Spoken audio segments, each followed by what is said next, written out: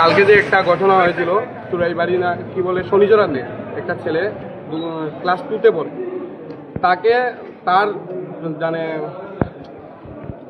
কি বলবো যে তার জন্য আমরা মেমোরেন্ডাম দিতে চুরাইবাড়ি থানাতে যাচ্ছিলাম। সেই সময় আমরা কালাচড়া যাওয়ার পরে স্কুলের মধ্যে একটা প্রবলেম হয়েছিল, আমরা কালাচড়া স্কুলে ঢুকেছিলাম।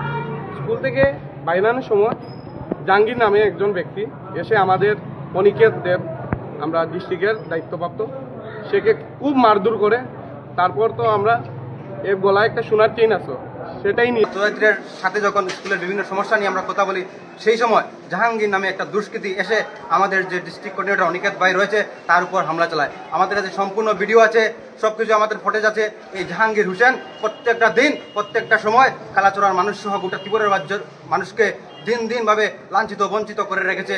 আমাদের দাবি যাতে অতি সত্বর 24 ঘন্টার মধ্যে সেই জাহাঙ্গীর হোসেনকে আইনের আওতায় নিয়ে আনা হয়। যদি 24 ঘন্টার ভিতরে এই জাহাঙ্গীর হোসেনকে আইনের আওতায় নিয়ে না আসা হয়, তাহলে ওরা বুঝবে অখিলত বিদ্যার্থী পরিষদ কি বা বিদ্যার্থী পরিষদ কার্যকর্তা কতটুকু ধীরে ধীরে নামতে পারে।